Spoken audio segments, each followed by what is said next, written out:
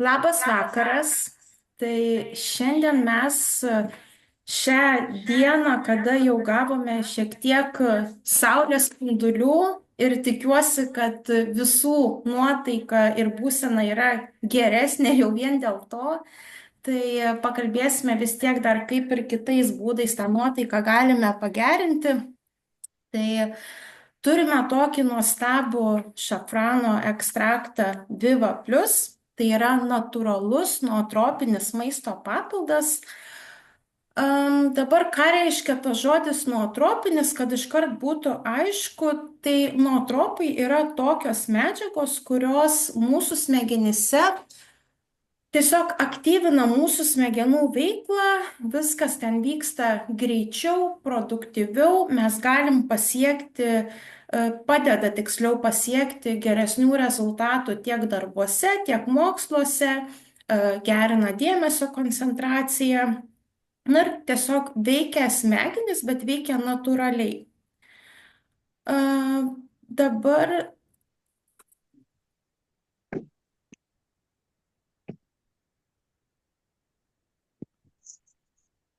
kaip matau, kad skaidrės nenori persijungti. Va.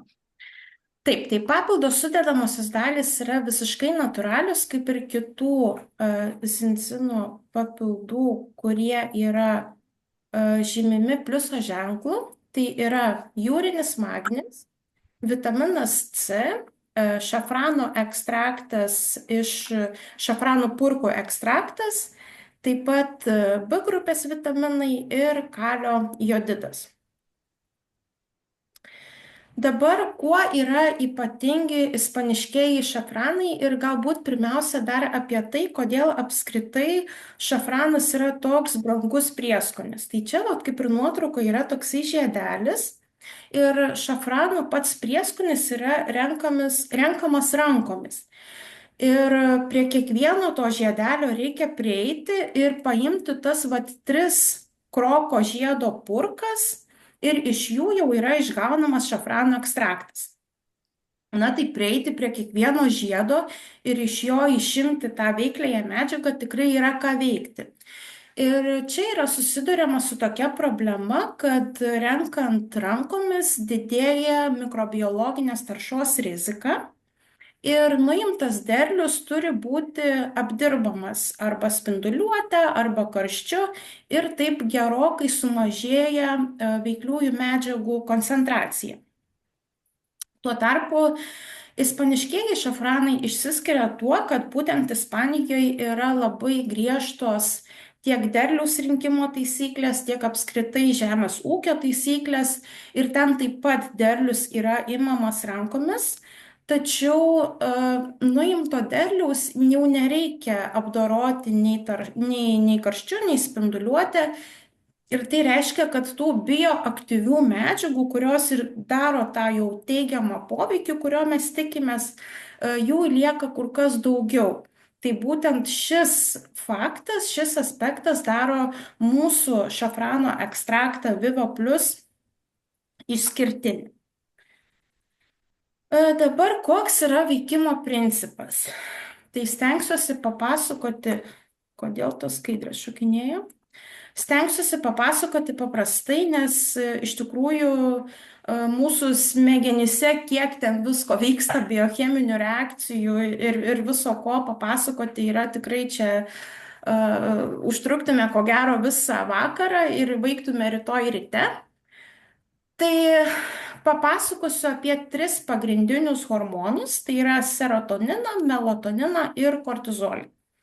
Serotoninas jau tikriausiai jums yra žinomas kaip laimės hormonas. Ir teigiama, kad ir moksliniai tyrimai šią kryptimį yra atlikti, kad serotoninas, šafrano ekstraktas padidina serotonino kiekį smegenyse ir per tai automatiškai gerėja mūsų nuotaika, mūsų bendra savijauta, mes ir energijos daugiau turim ir tokie ir ūpas geresnis, ir tarsi nuveikti visko daugiau galim. Ir kitas įdomus dalykas yra tai, kad melatoninas yra miego hormonas, ar ne? Ir be pakankamo kiekio serotonino nepasigamins pakankamas kiekis melatonino, kadangi serotoninas yra melatonino pirmtakas. Tai reiškia, kad iš serotonino gaminasi melatoninas. Ir taip pat svarbu paminėti, kad būtent šafrano ekstraktas, kalbant apie miegą, tai veikia iš šaknų miego sutrikimų priežastis, kadangi mažina kortizolio, to streso hormono koncentraciją ir tai reiškia, kad mes ir ramesni jaučiamės ir užmigti lengviau. Ir kitas svarbus dalykas, su kuo dar kortizolis yra siejamas, tai ir su imuninės sistemos nusilpimu, ir su širdies kraujagyslių sistemos lygomis, kadangi kai kortizolio yra daug, kraujo spaudimas didėja, kraujagyslės siaurėja ir taip didėja ta rizika. Taip pat ir gliukozės kiekis kraujy padidėja ir įvairūs virškinimo sistemos sutrikimai. Na, tikriausiai ir jums yra buvę, kai dėl kažko sustresuojat arba kažkokia tai nemaloni žinia ir tiesiog atrodo, kad toks staigus jausmas pilve toks nemalonus būna. Ir be abejo, tai yra siejama ir su jau tokiomis rimtesnėmis ligomis, tai pradedant nerimu, nemiga ir einant iki depresijos ir kitų jau psichikos sutrikimų. Dabar apie tą miegą. Iš tikrųjų, tas šafrano ekstraktas, jis turi daug naudų. Tačiau aš šiandien nusprendžiau pasigilinti būtent į miegą, nes mano nuomonė tai yra tikrai vienas iš kertinių mūsų geros savijautos dalykų, į ką mes turime tikrai kreipti pakankamai dėmesio. Ir manau, kad ir jums yra buvę, kai atrodo išmiegam lyg ir tiek pat valandų, bet vieną rytą atsibundam ir galvojam, nu va, šiandien nauja diena, šiandien aš nugalėsiu pasaulį, padarysiu daug darbų ir kaip aš gerai jaučiuosi ir kiek aš turiu daug energijos ir tokie visi jaučiamės užsivedę. O kartais būna, kad atsibundam ir galvojam, oi, ir kai man dabar čia iš šiltos šitos lovos išlipti ir vėl ten kažkur eiti, kažką daryti. Tai taip yra todėl, kad ne vien miego trukmė turi įtaką, bet turi įtakos ir miego kokybė. Tai miego trūkumas skatina streso hormonų išsiskyrimą, tai to kortizolio, apie kurį jau užsiminiau. Ir yra dvi miego tokios fazės, tai REM ir nerem miego stadijos. Tai būtent REM miego metu mes daugiau sapnuojam. Ir nemažai tyrimų rodo, kad šafrano ekstraktas gali pagerinti šios stadijos kokybę ir sumažina prabudimų dažnį. Tai reiškia, kad tas miegas toksai tolygesnis ir vientisas yra. Na, o kita miego stadija yra labiau susijusi su fiziniu atsigavimu ir su augimo hormono gamyba. Na, tai suaugusiems žmonėms tas augimo hormonas gan baisiai skamba, nes mes jau nelabai augia augam tik iš šonus, bet vaikams tai yra labai svarbu. Ir būtent prailgėja, kadangi giliųjų miego fazių trukmė, tai mes ryte jaučiamės kur kas geriau pailsėję ir geriau ir fiziškai atsigavę, ir psichologiškai atsigavę. Na ir miego trūkumas jau yra ir moksliškai pripažintas kaip rizikos veiksnys psichikos sutrikimams. Ir labai įdomu yra tai, kad kada mes išsimiegam prasčiau ir nesakysim, aš naktį miegojau blogai. Ir kitą dieną atsikėlus, man per visą dieną įvyko 5 geri dalykai ir 5 tokie, vidutiniai. Ir kitą dieną man tie 5 geri dalykai, kurie atsitiko, aš jau net neatsiminsiu. Bet tie 5 dalykai, kurie buvo tokie vidutiniai arba nelabai malonūs, tai aš juos tikrai atsiminsiu ir man bus nemalonu, nemalonus toks jausmas. Tai taip yra todėl, kad kai yra miego trūkumas, mes pozityves emocijas nuslopinam, tiesiog neatsimenam jų, o tuo tarpu, kai emocijos yra negatyvios, tai mes kur kas stipriau jas atsimenam. Ir miego trūkumas taip pat aktyvuoja streso atsaką ir įmeta mus į tą kovok, bėk, sustink būseną ir atsiduriam užburtam tokiam rate, kai mes prastai miegam, tada automatiškai jaučiam nuovargį, kasdienoje daugiau ir sunkumo, nes ir klaidų daugiau padarom, ir psichinė sveikata po truputį prastėja, jaučiam stresą, nerimą, nu ir taip sukamės tame rate.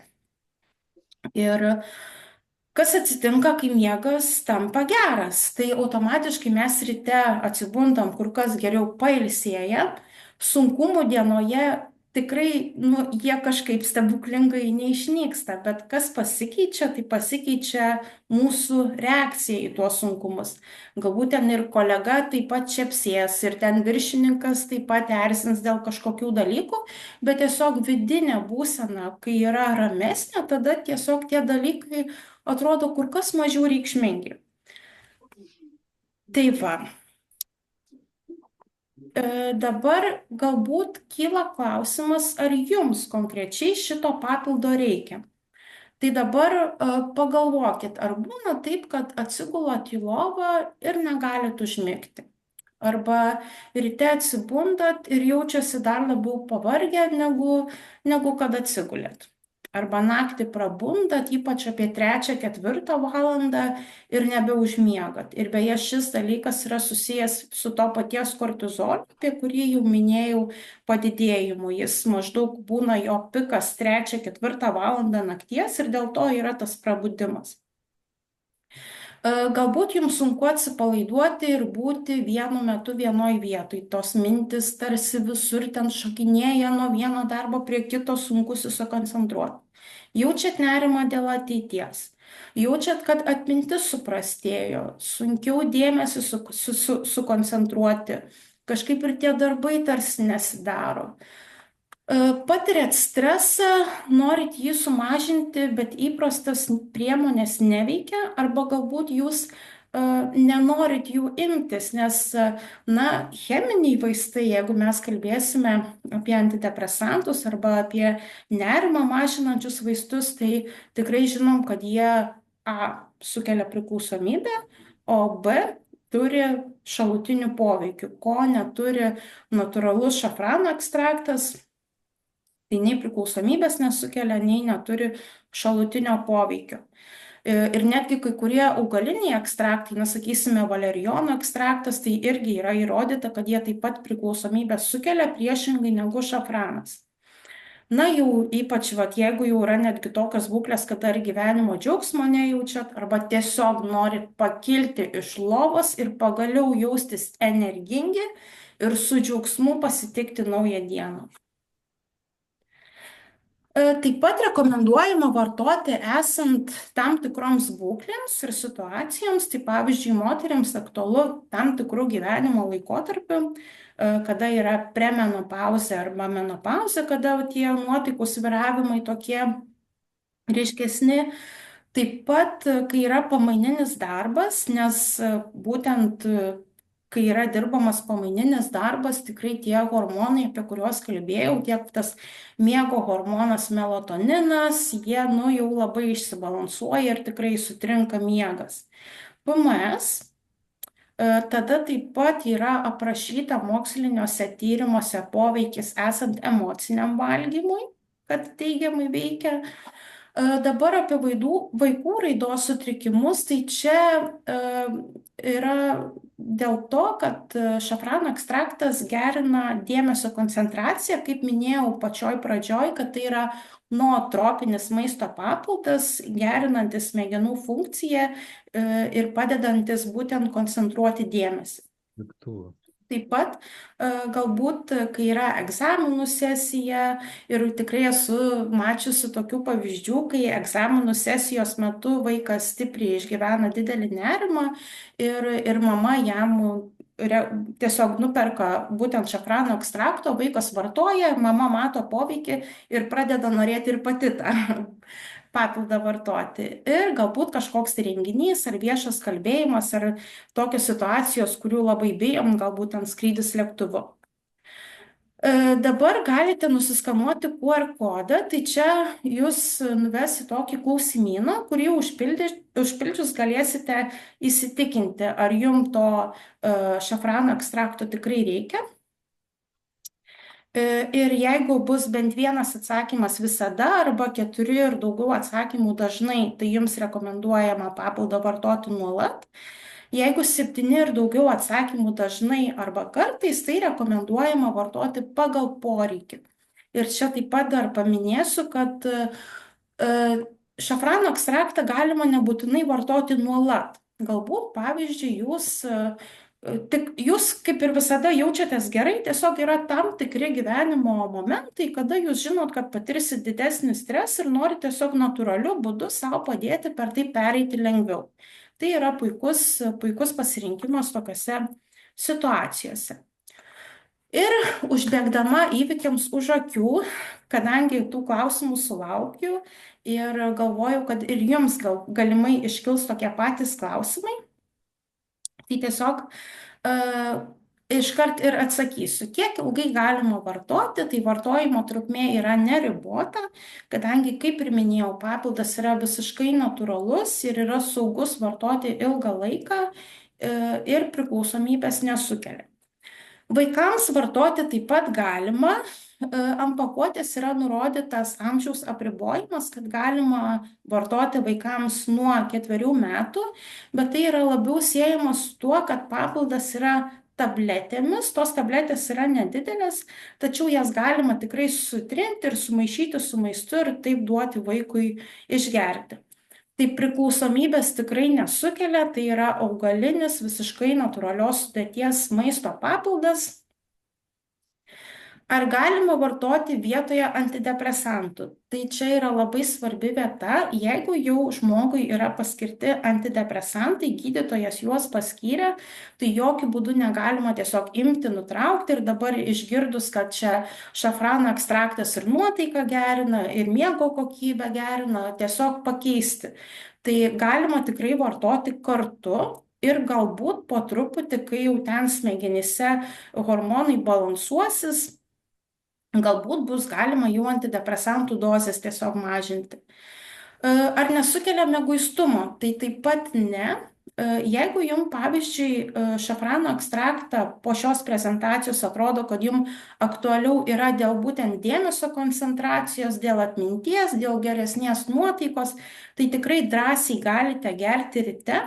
Aš asmeniškai geriu ryte ir tikrai man to mieguistumo nesukelia, tačiau jeigu jūs dienos metu jaučiatės gerai, o jums sunkiau yra naktį užmigti, tai tikrai galite išgerti ir, sakysim, valgydami vakarienę ir dar liks pakankamai laiko iki miego, kad jau tas papildas jums suveiktų.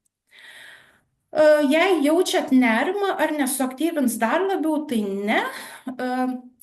Šio papildo esmė yra palaikyti jūs tokioj optimalioj linijoj. Tai jeigu jūs, sakysim, jaučiate didelį nerimą, tai jūs tiesiog šiek tiek jausitės ramiau. Jeigu jūs ten visai tokia jau į depresijos pusę, tada kaip tik labiau paaktyvins.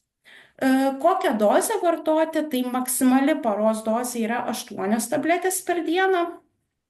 Tačiau čia jau labai priklauso nuo jūsų individualios būklės, kiek stipriai jūs esate išsibalansavę ir, na, čia jau labai toksai individualus poreikis gali būti. Ir kada vartoti, tai galima, kaip ir minėjau, ir ryte, ir dienos metu, ir vakare, jeigu aktualu tiek dėmesio koncentracija ir nuotaika geresnė, tiek miegas, tai galima ir dienos metu paskirstyti. Tai kaip ir tiek, galbūt turite klausimų.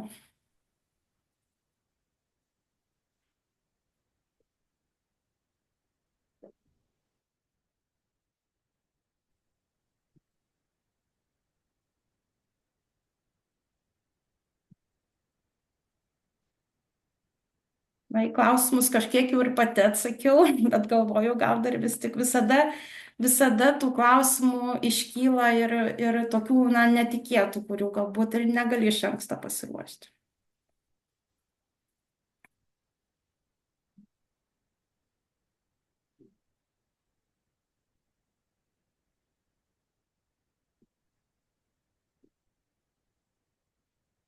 Na ką, tai jeigu klausimų nėra, jeigu atsiras klausimų vėliau, tai man galit užduoti asmeniškai arba paklausti to žmogaus, kuris jūs pakvietė į šitą susitikimą. Ir ką, linkiu gražaus vakaro, linkiu daugiau tų saulėtų dienų, kada natūraliai ta nuotaika gerėja ir emocinė būsena yra geresnė. Ir ką, iki greito malonaus. Viso.